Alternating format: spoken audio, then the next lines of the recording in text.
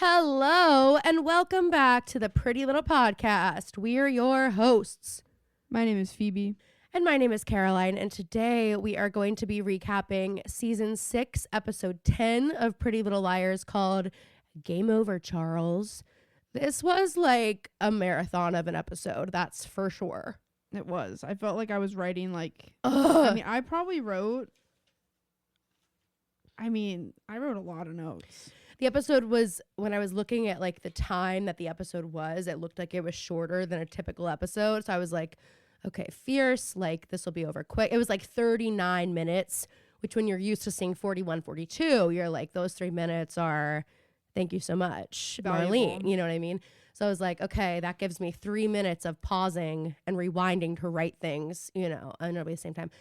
And then, oh my God, I never could have guessed that it was going to take me like 90 fucking minutes to write this and not miss a second. Every line was jam-packed of explanations. And we finally figured out why we saw Mona's corpse. Wait, we did? Oh my God. Yeah. See, like, this is the other thing. God. The other thing is that there are so many details in this freaking show that it's like, how many are important? You know what I mean? Like, when they're saying everything, it's like, do I have to write down every single line she says? I don't think the first time I watched this, I don't think the first 5 times I've seen this episode, I caught that that's what they were telling us. Well, this is good because you guys... I did. It kind of just flew by when they said it. Well, and it's like, how do you prioritize the information? You're learning so much, and it's like, okay, well, this on your 5th rewatch is now very important to you. Why did we see Mona's corpse? And it's like, some of us who are watching for the first time are like, just fucking tell me who A is. You know what I mean? Like, I'm like, just tell me that. And like, when I hopefully get to heaven, fingers okay, crossed. whoa, it's got dark. Or bright, but well, you kind of like, I was kind of thinking that. like, Phoebe, just like, no offense, but like between the two of us, like if one of us was gonna say like, when I hopefully get to heaven, it was probably like not gonna be you. You were probably going to be the one that's like, when I get to heaven. And so to hear you say that, yeah, it sends a shiver down my spine. Like, of course. What double life are you leading? Of course. Now I'm like, oh, Jesus Christ, I'm on here with the Antichrist. And now I'm for sure not getting up there. I thought I was like probably going. And now that she doesn't even think she's probably going, it's like, yikes. Well, I hope that it's my dream that I hope there's like a DVD library. I'm sure in heaven they have technology that's not a DVD, but I want of a bunch of stuff. First and foremost, my greatest hits. Okay. I want to see a lot of things from someone else's, from third person point of view. Hey, big man up there, or whoever's in charge of heaven and whoever's in charge of like what happens when you get up there. Like hey, no, Phoebe, shut up. I don't want that. I do not want to see. No, Phoebe, I do not want to see my greatest hits from a third party perspective. Like, don't show me what I look like to somebody else. How about this? You're too confident to be on this podcast. Sorry. First of all, not like a third POV, like someone in the moment. I mean, like, yeah, no, I know what you mean. A TV show. And second of all, maybe in heaven there's like an AI technology that allows you to put someone else in your place, but you know it's you. Huh. Okay. Anyway, we're getting a little ahead of ourselves here. That's just one thing. The second thing is I want DVD footage of the writer's room when they decided to go down this path that they didn't just walk down, they charged down it. Which path? We have got so many twists and turns here. It's hard to tell. The path of the origin story of CC Drake. Okay, well, you just absolutely name dropped it before we even got into it. I was going to try to leave some suspense so that when she turns around, we all get that moment. Well, because for some of us, this is our first time seeing it. You'll watch the episode, y'all. Jesus Christ. Okay, well, now I guess we said it.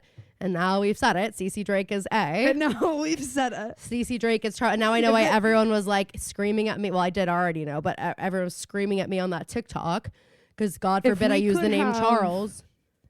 Which is literally the name of the episode. Yeah. If we could have named the episode, we would have named it. And now we've said it. And now we've said it. Because it does feel like, wow, we've kind of like, it feels like hindsight's 2020 when I watch this episode. I'm like, oh, okay. I feel like this was like kind of in front of us, like the CC thing. You know what I mean? Because it's like, why This else was last- she even around? You know, but there are so many agree. characters that were like, why were they even around? So you don't give it a second thought. This one made sense more than this, and Mona makes sense. The next one, There's another is one. like they're just throwing stuff at the wall and seeing what sticks. This was like I was actually thinking this was the last one we were gonna see, and then after this, it was just gonna be like their little idyllic lives. Like after I was like, I'm pumped to get a whole season of just like, what are they freaking up to 5 years later? You know, it's still, you get that a little bit, but what they're up to is kind of annoying. Crazy. But what was I gonna say? I do think, I don't know how I feel about them picking like this storyline. I don't love that the transgender storyline in Pretty Little Liars is about the villain of the show. I think that was kind of irresponsible, especially at that time. I also think Allie could have just had a long lost sister. Well, you know it wouldn't have worked for her to date her brother, I guess. Well, true. It needed to be like unrecognizable, you know? Like I feel like for this story to work. But also, I will say, I mean, I know that like making the transgender character the villain is a bummer, but I also feel like kind of a progressive storyline for that time. I agree. And for sure.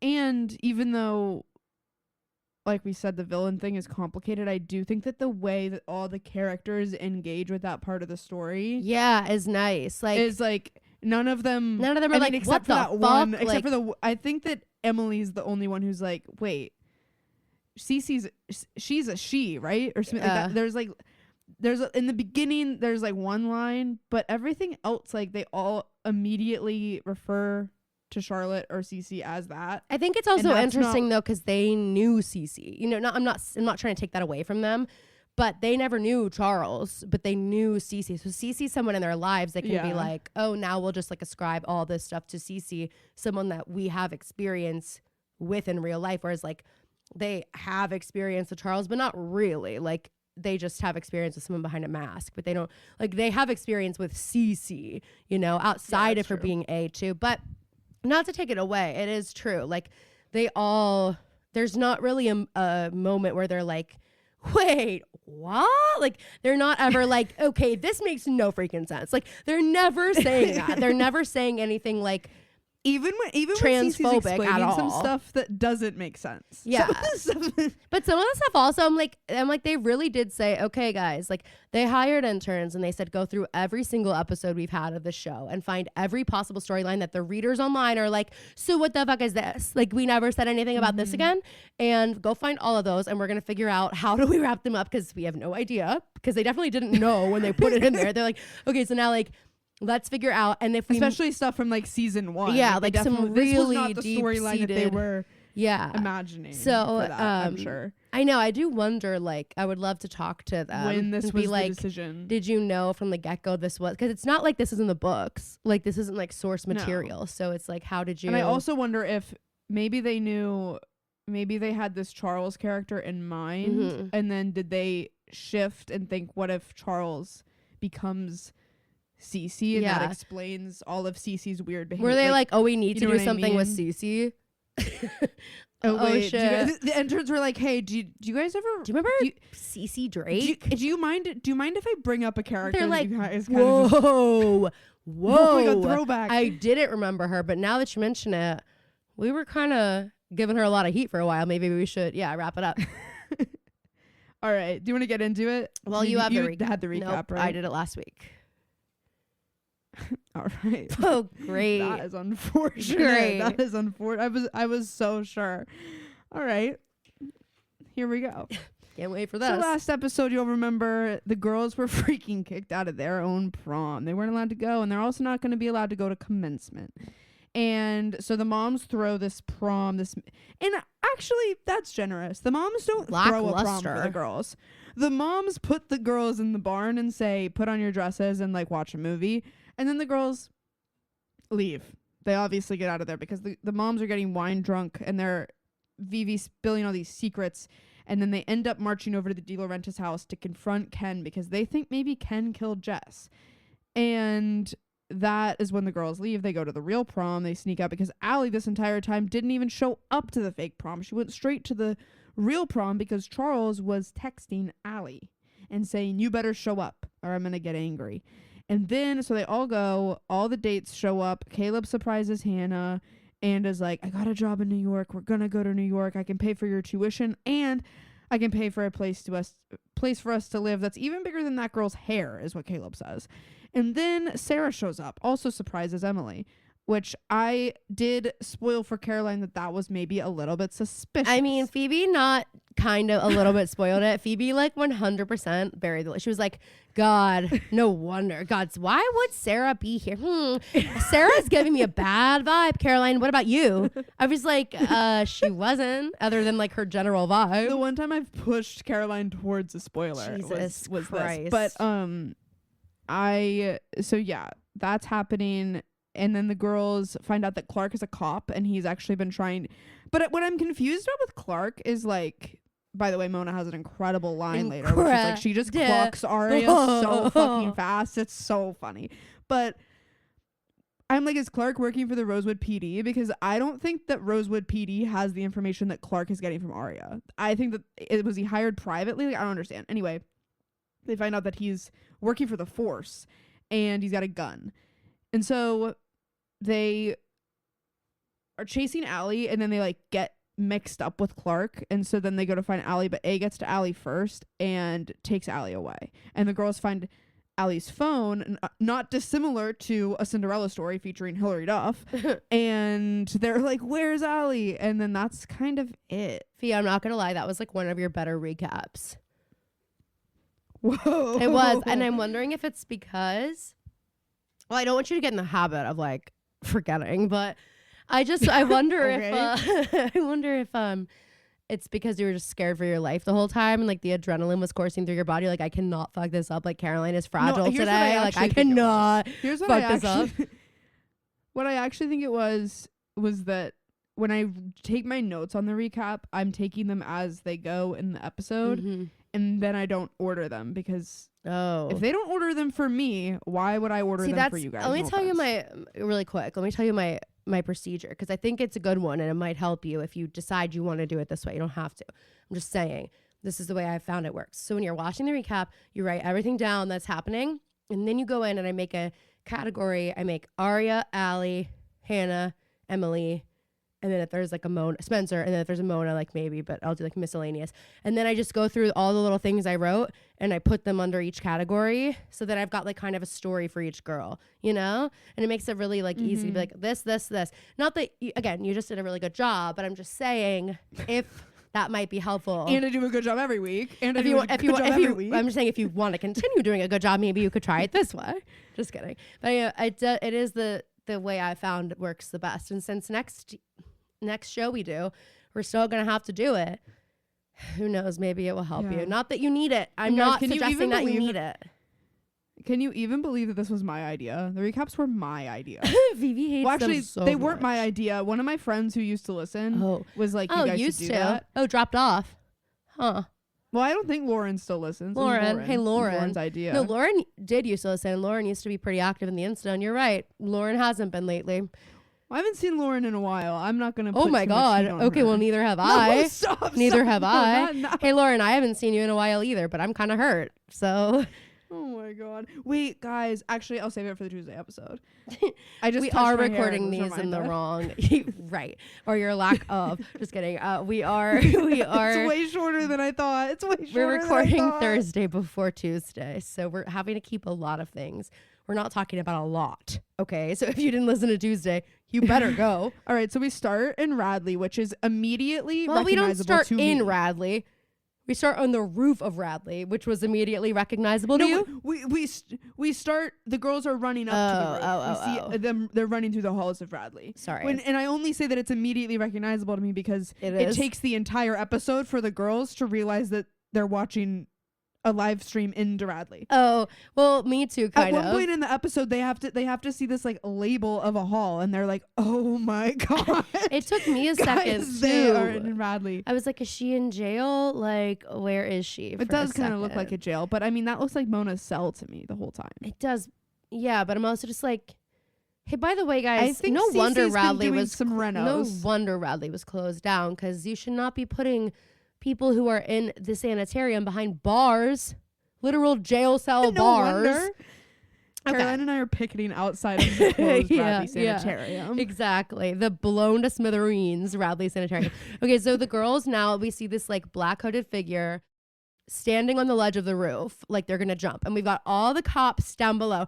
And the girls are like saying everything they can to get presumably A, not to jump. This is so funny.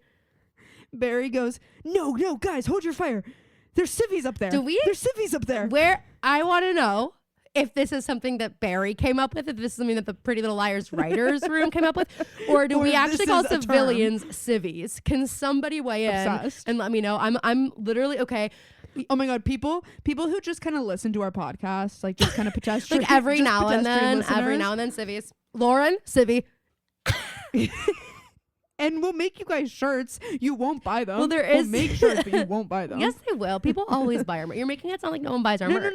No. I don't mean that. But a civvy might not buy our merch. Oh, that's true. Until they realize we're thinking of them that way, even though they might not be thinking of us like their close personal friends. We are thinking of them that way. We came up with names for them, guys. But like we also came up with, and it was on a Patreon episode, so some of you might not know.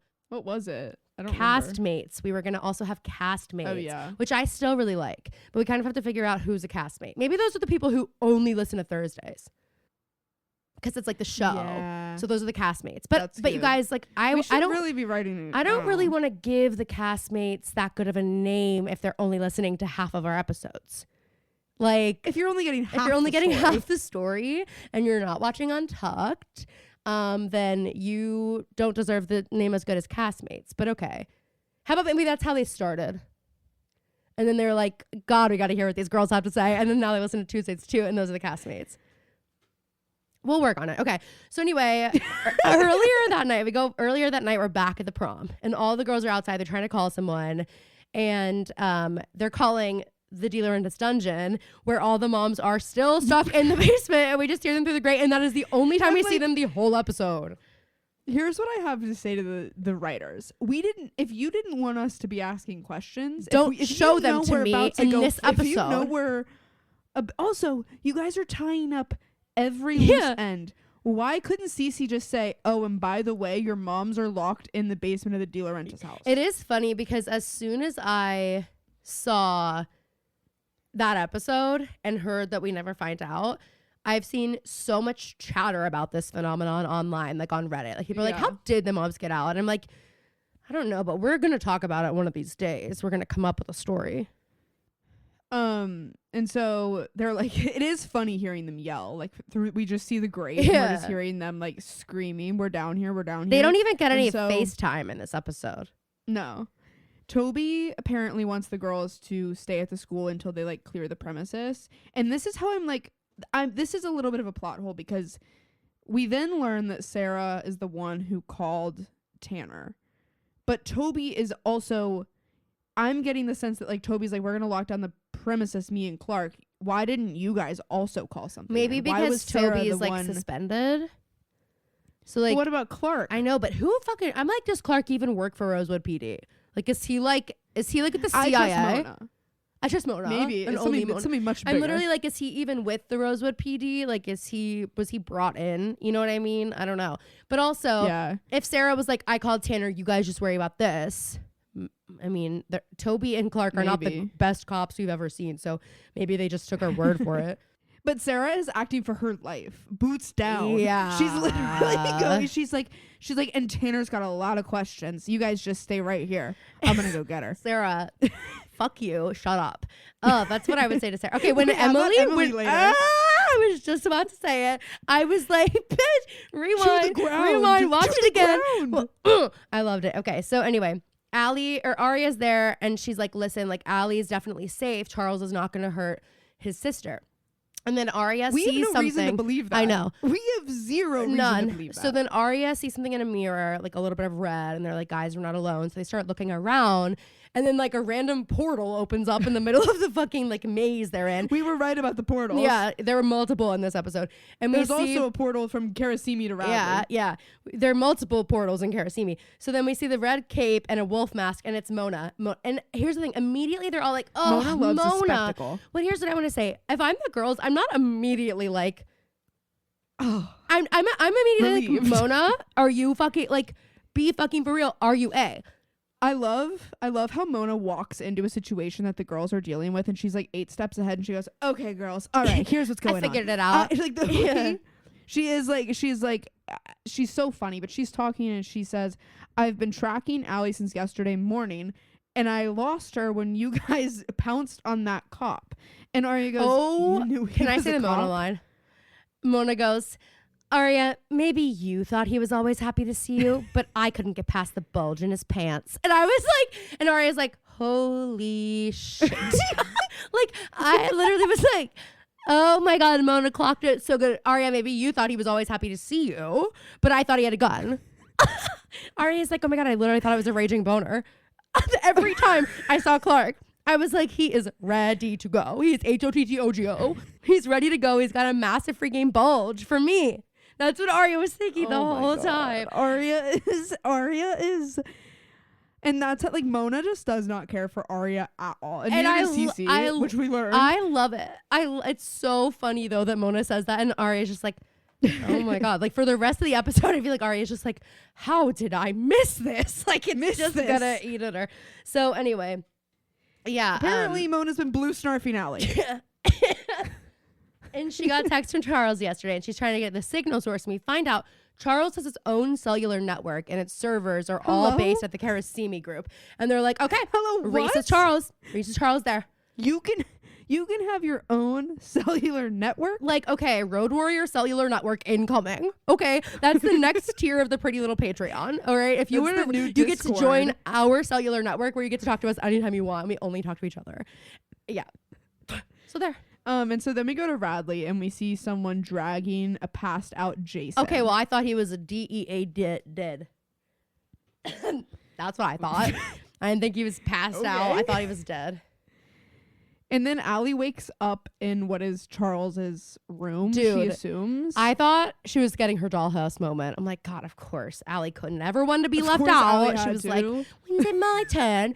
Yeah, she wakes up in this bed and there are pictures of Jess D and baby Charles on the wall. And then we see she's behind fully bars. And then she sees her dad's body outside. Yeah. Then we go to the Karasimi group.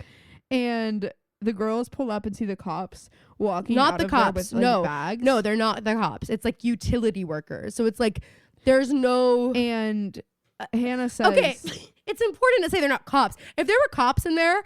We might have figured things out a little earlier. They said cops. No, it's they literally have utility like written on their back. Well, they think so. Sarah told them. And then we hear sirens because they say cavalry's coming. I didn't hear that. Oh my God. But Hannah says, guys, do you think that's Allie's chopped up body? And the girls go, what? And she says, we're all thinking it. They're like, we're not all thinking it? We're not. Then, no, guys, okay, we go inside the Karasimi. This is amazing. We go inside the Karasimi group. And Spencer's trying to figure out the passcode to like get into this vault room. And they're all thinking. And Mona's like, try 1218. That's Jess D's birthday. Okay, not Jess D and Phoebe Connell having the same fucking birthday. Sagittarius sister, Sagittarius queens. You never told me that. Were you keeping it from me? I never told you that. I didn't know that until this episode. Phoebe Connell, again, guys, were you here last episode when Phoebe was like, I didn't remember that? And I'm like, you've seen this 5 times. What do you mean you didn't remember that? Like, how are you not remembering every detail? You didn't remember even something that specific about you? Like, you have the same birth? Well, of course, because they made a big freaking deal about it. Because they made a big hairy deal about it. Right. Also, I forgot to mention that when they're all on the roof in the beginning of the episode, Arya goes, or no. When they're all standing around and they're talking about how Charles isn't gonna hurt Allie, Arya has a Jenny Humphrey moment where she says, "Allie's his sister." It's what she do. It's what he do. Mom said the second part. She's like, Charles is gonna mess with Allie. It's what he do. she's a sister. And then we find out it's Cece. They're like, okay, Cece's a sister. It's what she do.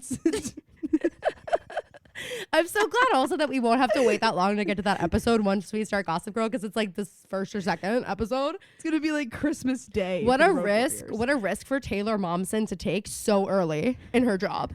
She said that. It's what I do. She was like, wait. She was like, I'm from Brooklyn. I'm from Brooklyn. It's what I do. She's like drama. She comes into like the first episode and she like the first table reading. She's fully doing it. She's like, and the director has to go, Jenny Humphrey. Hey, Taylor. She's like Taylor. I think we can dial it back a little. I'm not.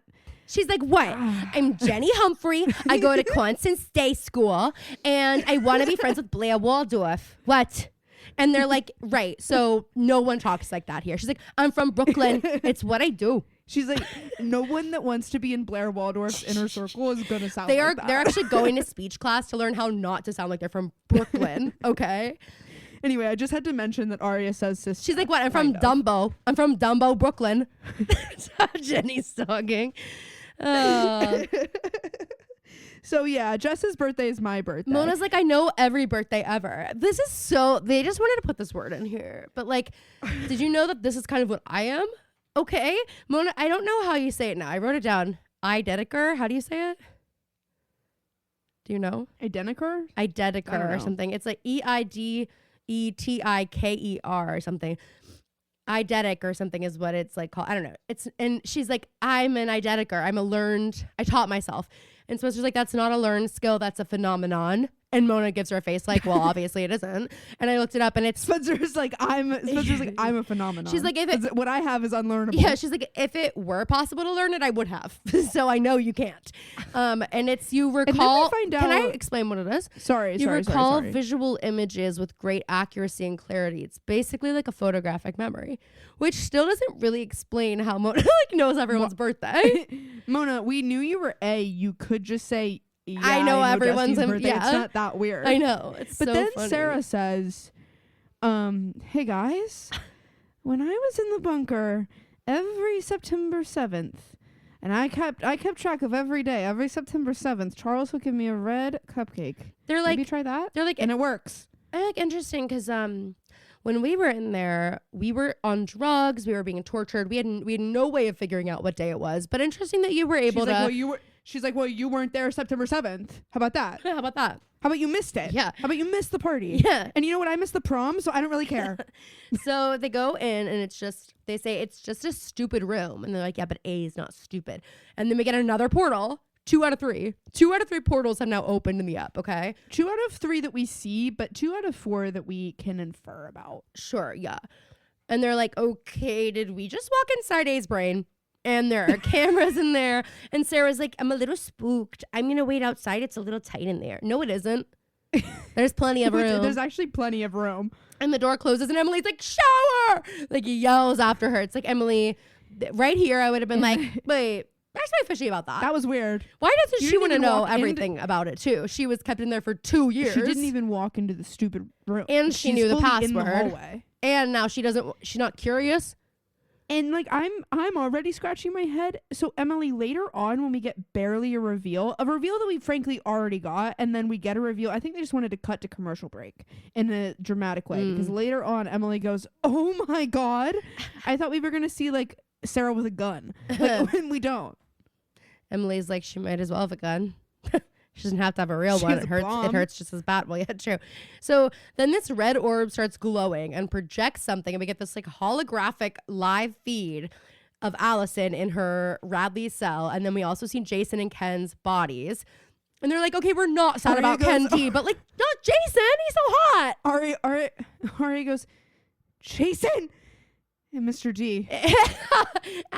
Aria's like, I didn't know that seeing Jason like that would stir something up inside me. Maybe I should call him. Maybe I should call him after this. Z's going to Thailand. It's the perfect time. Yeah. So then they see that Allie is actually with Charles, but Charles is facing the window. And then Charles turns around and it's Cece. Charles is giving a Miss Diva pose. Well, of course. Charles is consistently giving Miss Diva. Chicago silhouette. Yeah. Yeah. the way that Cece's standing. She's got her like her leg, like she got her heel up on one leg so that we get like that classic silhouette look, and her hand on her hip. She's sinking down into her right hip. Her left foot is completely beveled in a pressed releve. Exactly. She's got one hand down. Her right hand is down by her side, shoulder down. Her left hand is up and over her head. like exactly like what I'm doing guys, right now. What's crazy is that I'm right. I didn't know that Caroline was describing a Chicago pose until she got to the hand above her head. Well, that is a Chicago. Well, anyone who's a dancer heard me say you're sinking into your right hip. Your left foot is on the bubble. I'm only saying that it's exactly what Cece is doing, so I didn't realize that it was actually a legitimate Broadway Chicago pose. Yeah, I thought you arm over the head, left arm over the head, hinged at the elbow. Okay, and then we have her left arm just like flopping, hanging around by her ear, and suddenly she starts snapping. We're like, what's going on? Then her shoulder starts. Allie starts to sing. Steam heat. Suddenly we're in the pajama game. I just felt like Chicago. It. I just felt like it. You know I love steam heat. I know, that's why I did it. And then don't make it weird. Okay, note to self: never do anything for Phoebe again. She'll make it weird. She'll ruin it. Allie says, "Why'd you kill them? We're family." And then Cece turns around and says, "Don't be so dramatic, Allie." And it's like, hey, they're not dead. Hey, Cece. Yet. It's like, oh, sorry, I should have known that. When I saw their lifeless bodies in front of me, I should have just known that. Hey, Cece, you're the queen of dramatics. Yeah, exactly. Queen of dramatics here. So Allie's like, look, Cece, I did everything I could. And Cece goes, if you keep making this about you, it's going to be a long night. And then she looks I'd hardly call that everything. You gave me a passport and a plane ticket. Yeah, true. She looks into the camera and then she goes, Lord help the mister that came between me and my sister. Why does she like fully try to like, and then it's so weird. Then we pan back to A's brain and Mona's harmonizing with her. And Mona's like, ah. Mona's like, police aren't coming. I bet Tanner's working with A. I bet Sarah told her that we're fine. Because what? Mona's like not sure about Sarah. So then Cece's like, Allie. Yeah, and Emily goes, fuck off, Mona, before I slap you to the ground, and I can do it. Emily's like, I got a lot of rage pent up in me, Mona. You're not going to want to talk about my girl like that, okay? So then Cece's talking about how much she loved Allison. Allison was her own living doll. When you were sad, so was I. Wait. Mona also says she thinks maybe Tanner is partially in on it. Oh, yeah. And then Hannah says, she always did wear nice shoes. Oh, that Which is actually it was always kind of something that we clocked about Tanner, was like she's always in like stilettos. Yes, we did talk about that. But that's not her vibe. No, that's actually such a good point. We did talk about that all the time. Good job, Hannah. Good job, Han. Well, Hannah was reading all the mystery novels, of course. So then we get the flashback and we find out like what really started it all. So Allie, and it's the cutest little boy in the world again. Really cute Apple boy. video. Yeah. He is precious. He's so cute. So Allie is like crying in bed in the crib and Charles is trying to help her and he like runs to the window to call his mom, but his mom's like outside talking to someone and like Jason's out there. So he's like, well, I know what always makes me feel better. And like this actually like made me so sad because you can just like see this happening. Like this is something that I could 100 like, and I'm sure it has happened. And like and part of me is like, if the reaction hadn't been what the reaction was, I don't think we would have ended up here into the villain, because I think what makes Cece into a villain is the treatment throughout the rest of her life. Yeah. Not trying to drown Allie, which isn't what was happening. No, she was like, I'm gonna run a bath for her. She brings Charles brings Allie in and drops her in the water, and then like Ken does comes like up. Fully drop her down. Fully. I know it's a kid, but hey, buddy, a little much. Yeah, let's be a little careful. And then like Ken comes in and is screaming at Charles, and it's crazy that the next step is Radley for this like 6-year-old boy to leave him in Radley, and also, oh my god.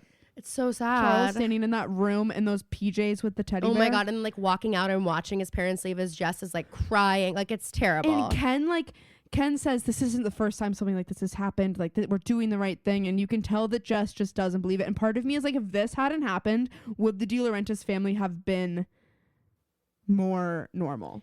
I mean, probably, yeah. Like, I'm guessing yes. So then, because now it's like they have this secret, because the truth is, and what we learn here is like Ken didn't really want Charles in Radley because Charles dropped his sister in the bath. That just happened to be like what made it finally a real reason to get him out of here. But Cece says, I used to ask Dad to buy me dresses all the time and he wouldn't let me. So I would wear the dresses in Mom's closet. And when Dad found out, he like got really fucking mad. And then she's like, he didn't even visit me one time and whatever. Yeah. And we find out that Ken and Jason can hear everything that's happening, but they can't move. And Mona says, that's what Cece did to me. So that's why we saw Mona's corpse. Oh my God. Okay. She's like, they are living a nightmare because they can hear everything, but they can't move or scream. Oh my God. Or anything like that. Wow. And wow. And none of the girls feel bad for Ken, but Aria's like, but Jason though. So Cece's talking about the 7 years at Radley. She was like basically alone the whole time. But when she turned 12, she turns and shows us this yellow ruffled dress. Well, I was just obsessed with buying the girls' yellow dresses. Yes, but isn't it? I think this is the dress that we saw in that flashback. And it was like hidden in the piano. Right. She's like, when don't Allie tell your says, dad. You two got me the same Yes. present. Yes. And then we have a flashback to the Radley roof. Oh my God, this is crazy. Bethany, Young and Cece. And Cece's wearing the dress and Bethany's like gassing her up. Yeah, she's like, you look beautiful, like you look stunning, like, oh my God, yes. Okay, question for the culture. Question for the Radley board. Why are there chairs on the roof and why is there roof access in this building? Why aren't there any big like stakes or barbed wire coming up from the roof is the other thing. Because like, not only are there chairs on the roof, but there's like a platform on the roof that goes a little higher that's a little bit more flush with like the edge of the building. That's where the chairs are. Radley, the chairs aren't like... Radley definitely should have been shut down, but like not for the reasons that it was. Like, what do you mean the kids were like unsupervised and they were just like could come up here at night? They were just sitting on the edge of the building. That's insane. So then they're like, okay, what if we like ran away? And they're like kind of talking about what they would say and what lies would they tell about their family so they could escape. And Charles goes, my mom always says all you really need is a good lie, something fabulous and devastating at the same time. Like, that is so Allie. Yeah. Hormone harmony. Road warriors, let's get real. Managing PMS can be difficult. When I get on to record the podcast with Caroline, it can be tough sometimes to lock into a cheerful mood. But good news, with the help of Hormone Harmony, I am able to manage my PMS and so much more. It helps me balance my moods and even improves my sleep quality. Hormone Harmony is dedicated to making women's lives better. One of the ways they achieve this is through science-backed herbal extracts called adaptogens. These help your body adapt to stressors. Hormone Harmony is third-party tested, non-GMO, and gluten and dairy-free. It's no wonder to me a new bottle of Hormone Harmony is sold every 24 seconds.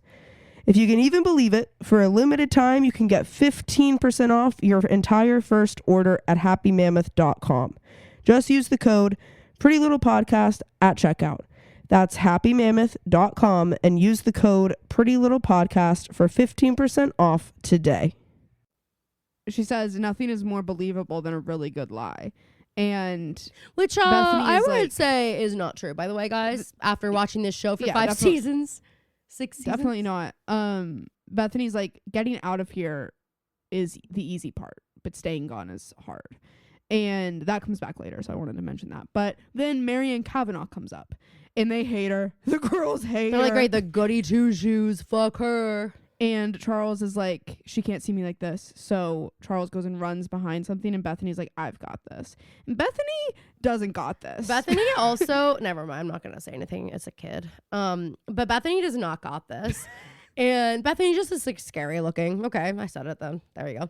Well, I think I think that's fine to say. Okay, well, she's like a kid. I'm sure she doesn't look like this in real life. Well, I don't know. Anyway, Bethany fully is like just chatting with Mrs. Kavanaugh and then pushes her off through.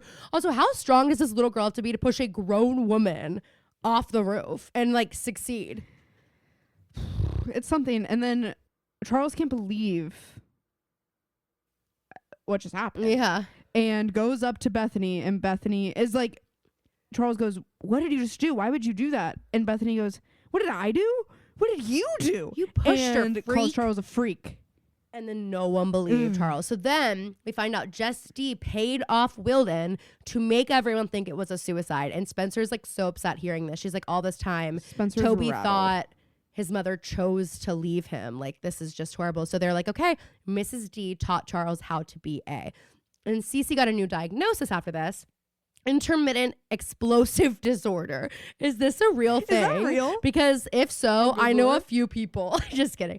But she goes, well, it was an accurate diagnosis for that crazy bitch Bethany. And so Cece spent the next few years just totally doped up. And it is real. Okay. Well, all right. Can you read us a little bit about it? Intermittent explosive disorder, IED, is a mental health condition that causes sudden and impulsive episodes of anger, aggression, or violence that are disproportionate to the situation. These episodes can include physical altercations, verbal outbursts, or property damage. Yep. That sounds... Well, Charles, Cece, I think that sounds a little more like you than you'd like to believe. So then Cece gets tranked up. Tranked the hell up. And Allie is like, I'm sorry. And Hannah's like, she better stop apologizing. So then we find out they let Cece out for a funeral. But the funeral was Charles. This doesn't make a whole ton of sense. Well, it is kind of sweet, though. It is. Like, Jess D and Cece go to Aunt Carol's and they, quote, buried Charles. And she's like, and then Mom finally accepted me as her daughter. And I thought I'd get to go home. Right. But then she did take me back to Radley as Charlotte. I only say it doesn't the only part to me that made me say it doesn't make sense is that Radley let, maybe they said it was a funeral for something. I just never mind. Just because yeah. Well, it just says they let her out for a funeral. So I guess if like your mom called and was like, we have a Right, funeral right. to go to, like you wouldn't have to say who. Maybe. I don't know. So then a motion sensor starts going off at Radley. And it's the rear west wing on the second floor. And we see another red coat in front of it. And she's like they're like these big cans. And it looks like Cece or Redcoat is planning on blowing up Radley. But I was like, yeah, but no one's there, right? That's what I was like.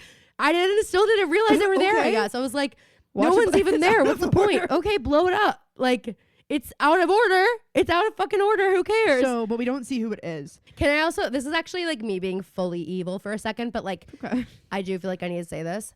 I don't need to, but I just want to. If like it was just them in there, and like I feel like if I I'm don't the think girls, I'd go I'm to like, the building. I think I'd call the police. just kidding. I'd still try to save them, but it's like, yeah, I'd call the police, but I'm also like, it's not like sorry guys, like better you than me. Like, is that horrible?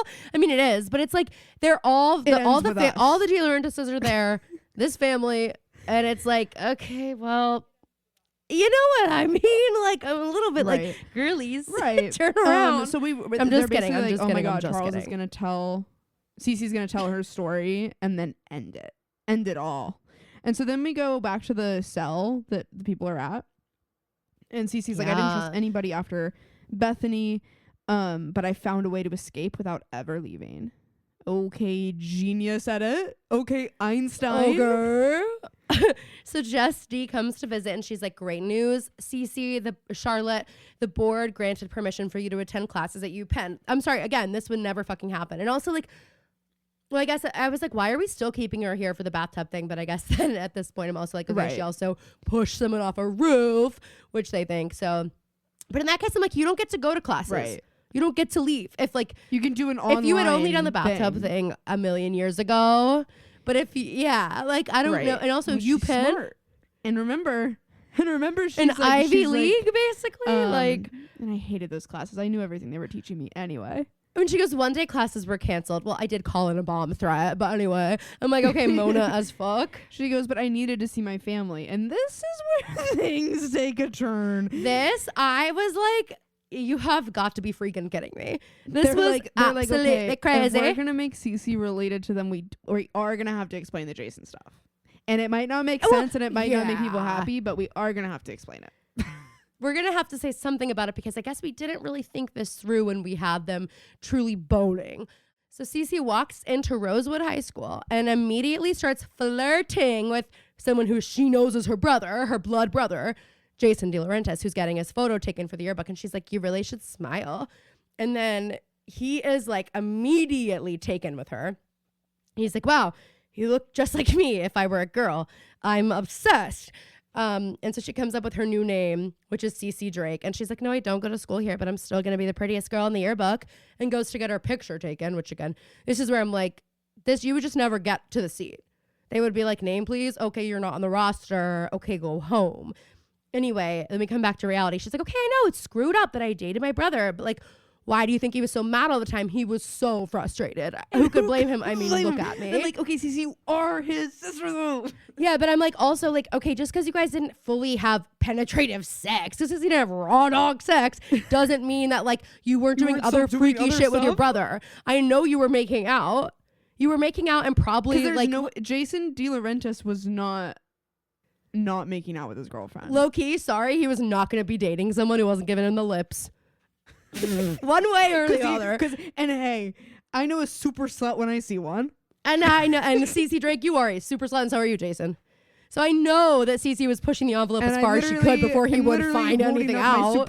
I'm literally holding up my, what did you call me? Splendiferous slut card. Oh, thank you, Phoebe. Okay, and look, guys, it only took 3 episodes of me doing this, but she finally has accepted her title, and I think that shows a lot of growth, and I'm really proud of you. Well, I'm gonna be okay. Next up, Splendiferous sluts are the next. Those are the Phoebes. Okay, Phoebe and Caroline line themed merch, and Phoebe's fans are called the Splendiferous sluts. Sorry, guys, you chose to be Phoebe's fan. You chose her. You chose the wrong sister, and now you're a slut. Now you're labeled a slut instead of a brainiac, like instead of a hot brainiac like me.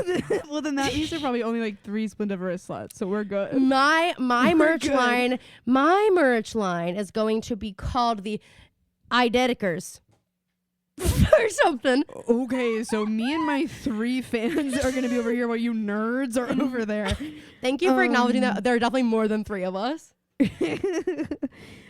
So Jason or Jess didn't know who Cece was until Charlotte. Allie's like, I cannot believe Mom was cool with that. And Cece's like, oh, she wasn't. She didn't know. She didn't know that Charlotte and Cece were the same person. So then Jason tells his father, I'm bringing my girlfriend to the Cape. So now Kenneth is coming home, doesn't know about Charles, doesn't know anything. And Cece and Jess D are like on the porch, like screaming at each other about this, because we find out Jess told Ken the grave was real and Charles is really dead so that Cece could live her truth. Mm-hmm. But it's like gonna be an issue. Problem. And for sure. Cece's low-key in luck. I don't know if luck's the right word, but Ken does not recognize the girl. No, he comes home and he is like, but I guess if I truly believed that like my next I'd be like, I might dead be like, wow, and like, a it's boy, kind of uncanny. I wouldn't even, maybe I'd be like, oh yeah, but I don't know. So they meet her and then she's like, oh, you guys like go without me to the vacation. And then I guess it turns out she's going to go. And Allie's like, okay, best summer ever. Like, I'm going to be drinking. I'm going to be fucking. That's what Allie's saying. When she hears Cece Drake's coming, she's like, okay, summer of Splendiferous sluts. She's ready for it. Allie's the OG Splendiferous slut. Yeah, for sure. So then we go back to the present. And Allie's like, why didn't you just tell the truth? And Cece says, Bethany ruined everything when she found out that Mom was having an affair with her dad.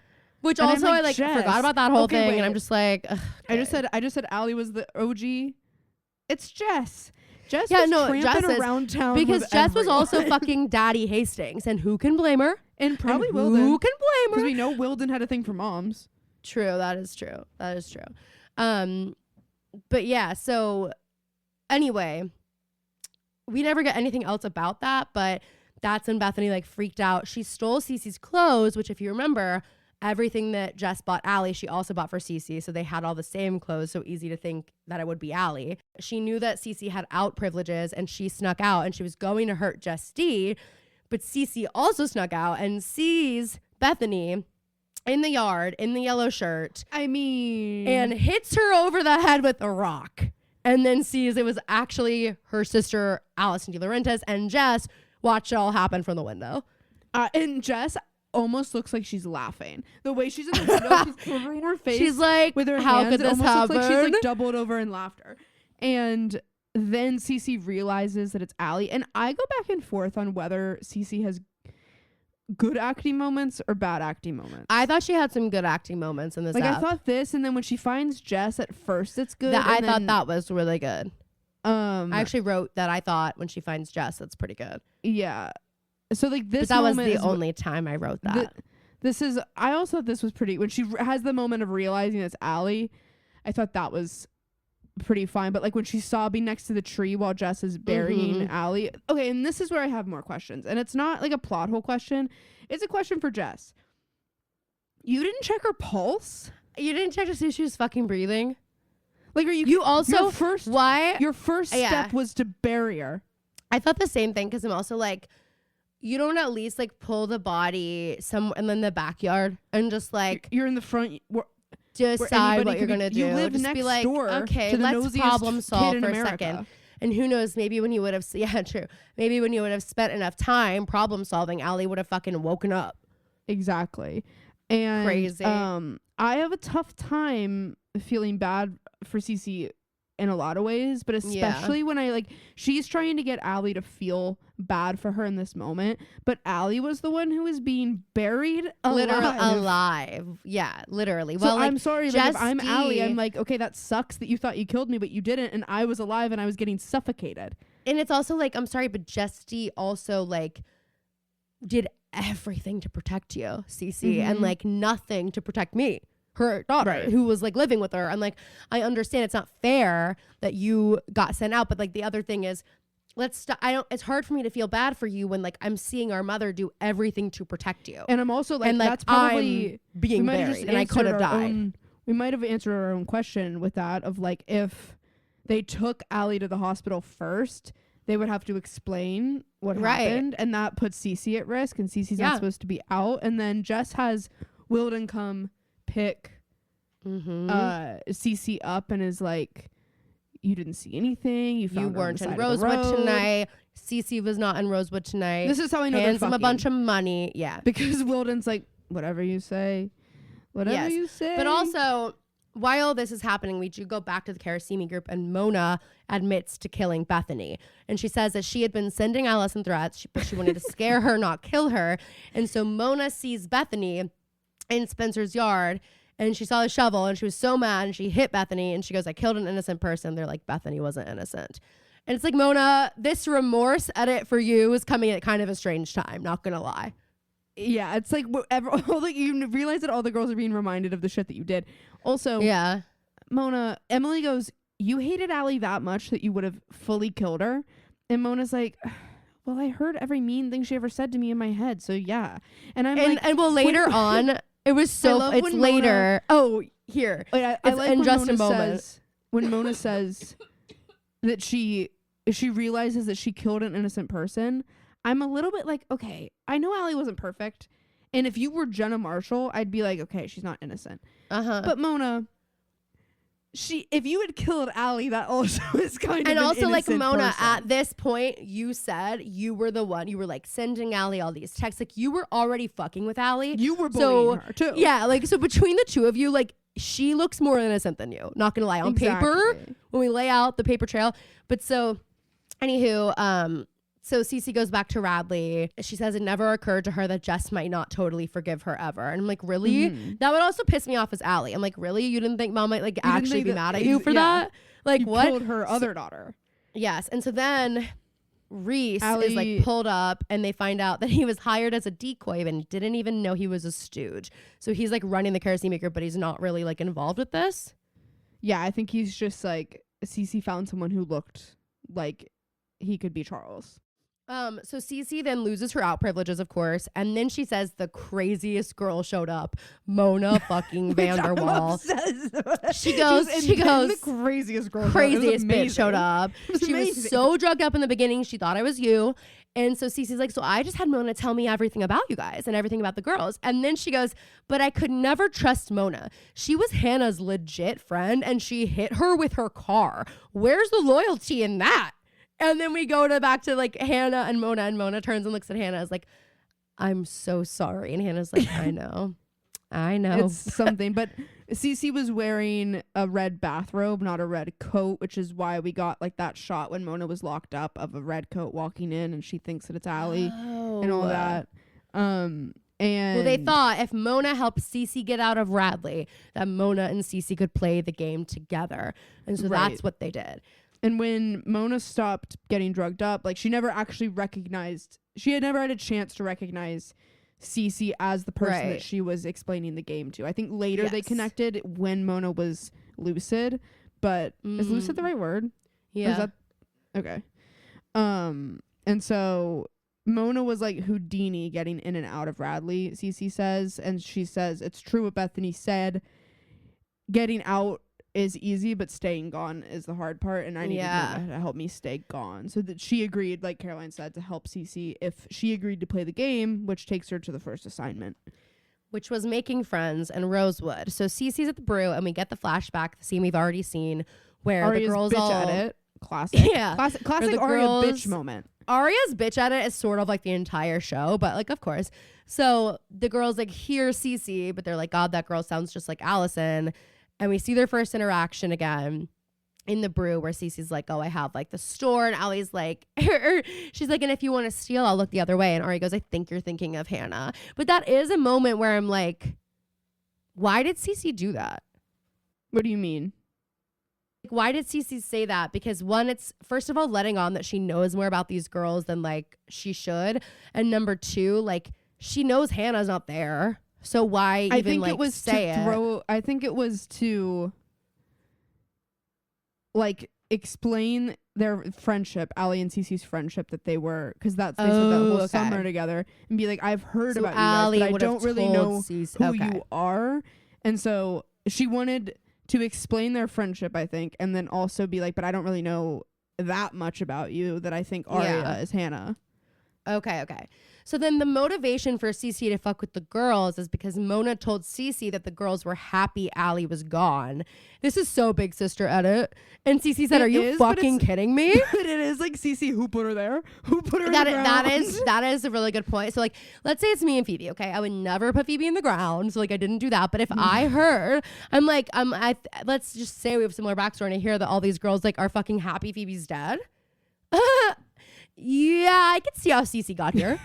I could see how Cece did what she did. Yeah, of course. And I think any sisters get. It's like that TikTok that I saw the other. I think I sent it to you. That was like, this girl's so funny, and I don't know her name, but she's like a redhead, and she goes, or she posted something. I reposted something she said yesterday too, where she was like, I heard someone say that they're like not a hater because it like takes too much out of them, and I just want to say, hating takes nothing out of me. Like absolutely nothing out of me. Like I am a hater. I'm happy to be a hater. It takes nothing out of me for me to be a hater. Yes, it's Kira. She's so funny. She has the one where she's like, I think that like having a sister is like a really big deal, and some people don't get that. And she's like, so like the other day, like my sister came to visit me, and I bring her out. I'm like, you guys, this is my sister, and everyone's like, oh my god, hey, nice to meet you, and like. And I felt like, wait, no, okay, I guess you guys don't get it. This is my sister. Like they didn't react like big enough. Like, oh my God. Like when they saw it, she's like, I'm sorry, did you not? It's my sister. And I thought that was so funny. The way she delivers it is so funny. She's hilarious. Anyway, she's so funny. Cece's in her big sister. She's got that like smart sense of humor that I like. She's like actually she's a smart person, which makes her funnier. Yeah. So then we don't know much about that, you and me. Well, speak for yourself. So then anyway, Cece's like, they got what they deserved because they were happy she was gone. And Mona's like, well, I don't remember that, but someone started sending me riddles and like can't fucking help. And Spencer's like, I get it. Say no more. I get it. That's gonna be Caroline when she ends up locking herself in her house to prep for Big Brother. So she's just like doing physical activity and mental activities. That's me when I'm in Big Brother and I've won HOH. And one thing that I like should have said in my audition tape is that my mom packs really amazing care packages, and I just really want to know what my HOH care package would be like. Oh, that would have been good. Well, next year. Can you imagine? Don't say next year. They have one chance, okay? You had me, you lost me. You don't take me this year, you never get me again. Anyway, Caroline, that can't be true. I'm just joshing. But Phoebe wants me to be on the show so bad.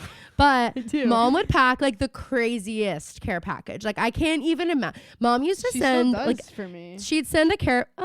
She's just kidding. She's into care. Imagine I'm like mad I don't get any from mom. She would send me ones like around Halloween. It would be like, I would get like the email. It's like, you have a package, and it would say from the coven. And I'd be like, okay, like, can we not do this? One time, and this is actually out of character because this is dad sending me a package. I went to go pick up a package. I went to go pick up a package. Is it like your taxes? Like, what could you possibly say? And it's this big box, and all over it, he has written on every side of the box, T-Rex. Oh my God. Not me thinking he was going to write like, I love you or something. No, T-Rex. So me going to pick up this package, and at the Belmont store, there'd be lines out the door of people waiting to get their packages. So you have to turn around and basically show everybody what you got. It's like show and tell. Oh my God. And then also you have to make the trek from the UPS store back up to campus. So like I'm carrying this massive box with, I don't even know what was in it. It was something from mom, but dad had to send it. And so dad took it upon himself to write T-Rex all over. That is so fun. And that's why I think mom and dad are not that different. They aren't. He acts like they are, but then like dad will leave, like, this is the cutest thing. Our dad will leave, I don't know how often he does this anymore, but he'll like write I love you, Gigi, on a little piece of paper and then put it in her coat pockets. So that when she goes to walk the dogs, she'll like reach in her pocket and roll her eyes and then get back to picking up the shit. She's like, where's the bag? He's literally obsessed with me. Literally. So okay, can you explain the plane thing? Because I like didn't really understand that. Yeah, and this also went over my head. I guess something happened. So basically, again, Phoebe has seen the show 5 times. I know, but this, you know, it's just like miscellaneous. Like, who cares? And this is not a plot hole I was obsessed with. Apparently, I guess this is partially important because we find something out here. Cece says the lodge was supposed to be my chance to get the girls to the dollhouse, I guess, is what we're supposed to think. But Shauna showed up and ruined it, and I didn't remember Shauna being there at all, which is why I got confused. But apparently, Cece had hired a decoy redcoat to like make the girls think that Allie was alive, and they thought that Cece was the one flying the plane, but it was the decoy. And I'm like, okay, how does this girl know how to fly a plane? She's been a bunker.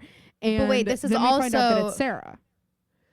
I now something's becoming clear to me.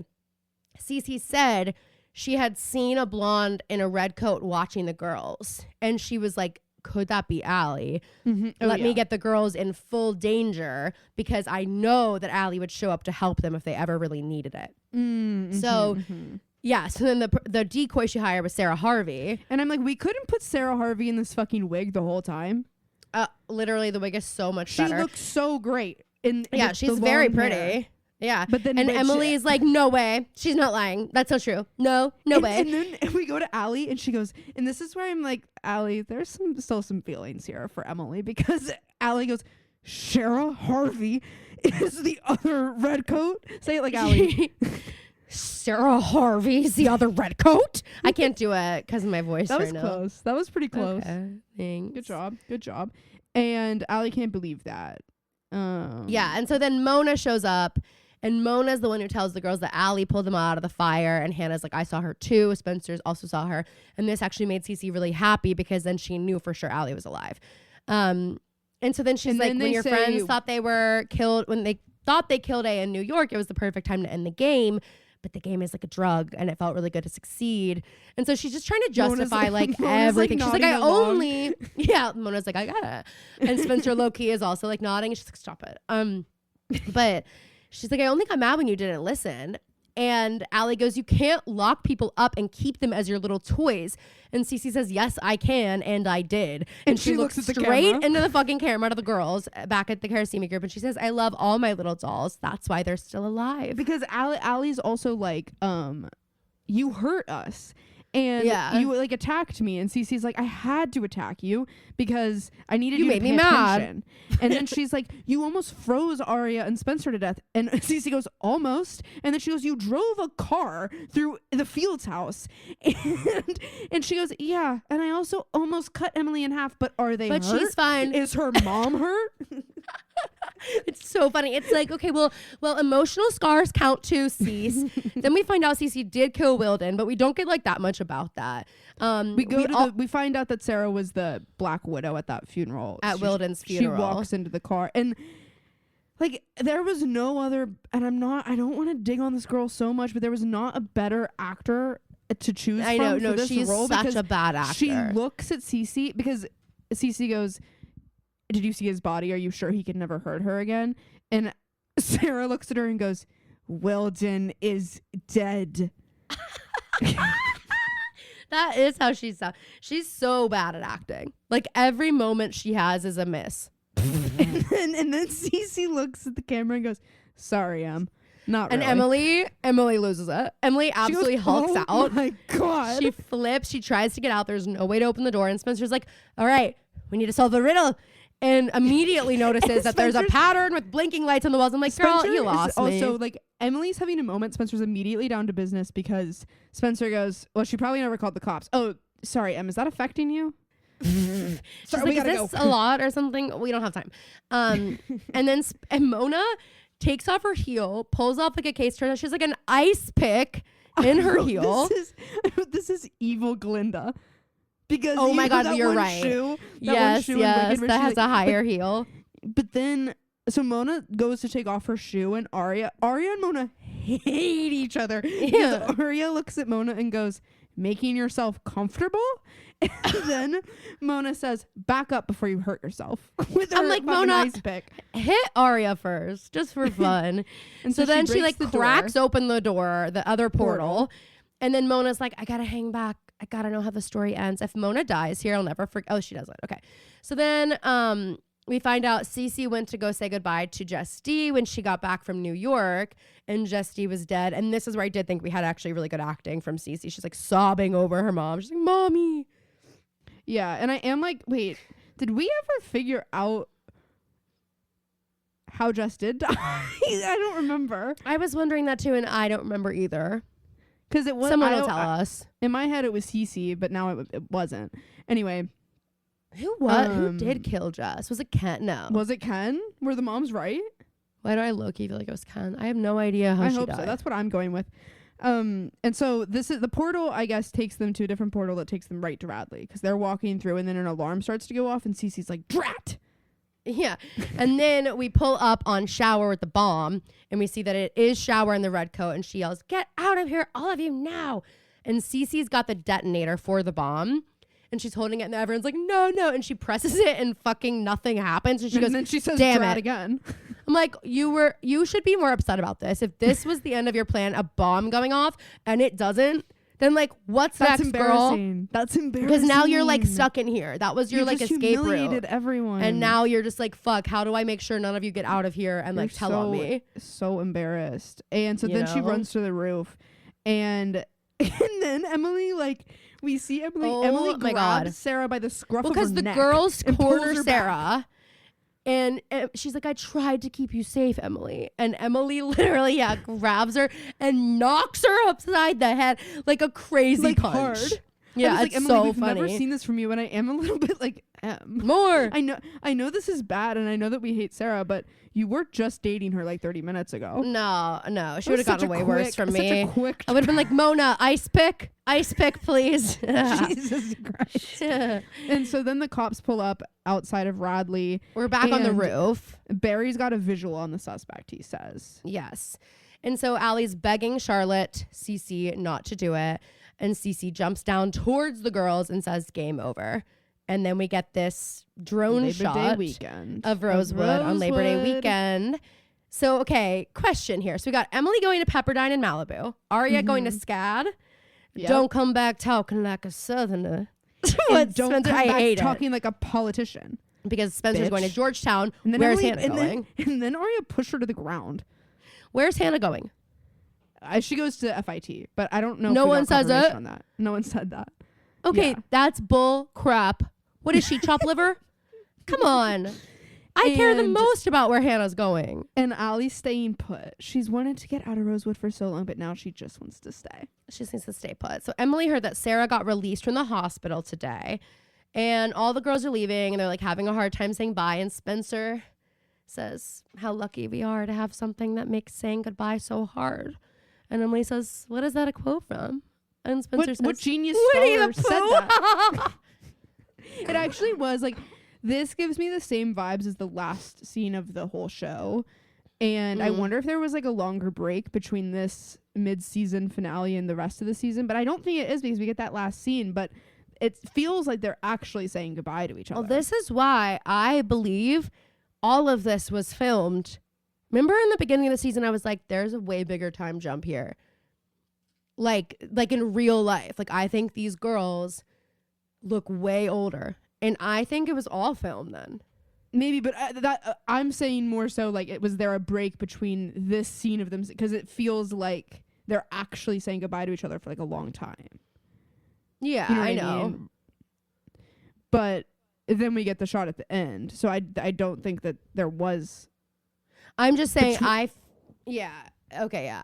think that they. Yeah, no. I know what you're saying. Okay, so then 5 years later.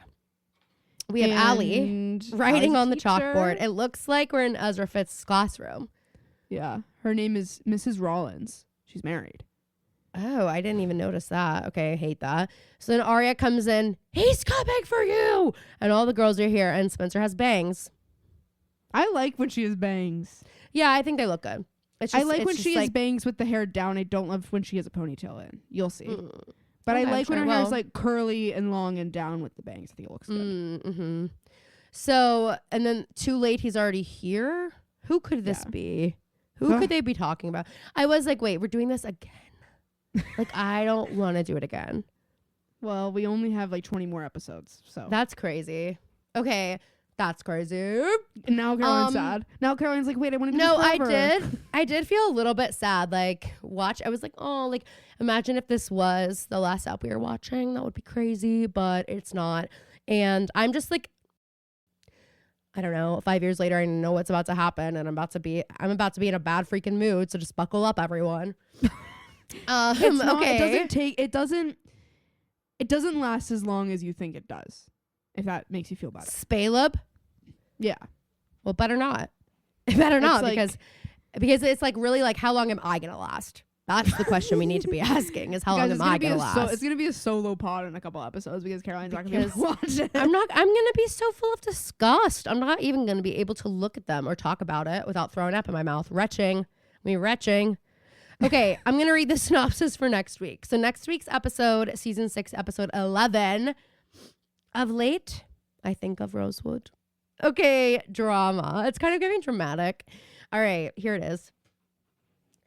After years of being tormented and numerous shocking revelations, the liars finally uncovered the true identity of A. It's now 5 years later, and that means a new look, new secrets, and new lies. Do you think they thought they were going to be doing 5 more seasons? No. Only because let me tell you, I don't think those girls thought so. Those girls were ready to be done. They were ready to go. I don't think so. And especially because, and I'm curious to know like what the season 6 or the season 7 like announcement that they got re-signed for another season. I wonder what that looked like. And if like in their contract, it was, you get 10 more episodes or whatever. Yeah. Because it's a short season. So I feel like, yeah. They probably were we're just going to do a 10 We don't have that much up. gas left in the tank, but I know that you guys want another. I know you guys are dying we need to season. Say goodbye to these girls in a way that's like shows that they have a life after this, you know? For sure. Which I'm assuming. Who knows? The last episode is like 90 minutes, I think. Jeez, oh, great. That's going to take a long time to take notes on. Just kidding. So Phoebe was right last week when she was like, this episode is one of Caroline's least favorites because it's just so much fucking information, and like, that is true. And I also feel like it's quicker for us to like talk through it because it's like, this happened. It's less like, guys, you're never going to believe what Arya's wearing, you know? Because it's a bottle episode, kind of. Like, it's quick for us to talk about it, but it takes forever for us to watch it. So. Yeah, very, very true. So, anywho, guys, that is the last bit of Pretty Little Liars that we have in this universe. We're moving 5 years forward, and that's kind of crazy. That's actually kind of crazy, high schoolers to us, because it is like a end of like a chapter for us to like, we've been with these girls and this age for so long, and it's kind of crazy because I mean, I know it's not the end, but it's like, who would have thought we'd get here? Who would have thought we'd really make it maybe this far? Maybe that's why that know? scene read that way. Like maybe the girls were like, I know that this is not the end of the show, but this feels like the end of like the end of who we are right now. Because also we're now like we're sunsetting. We can see the sunset now, and it's been noon for a really long time. Yeah.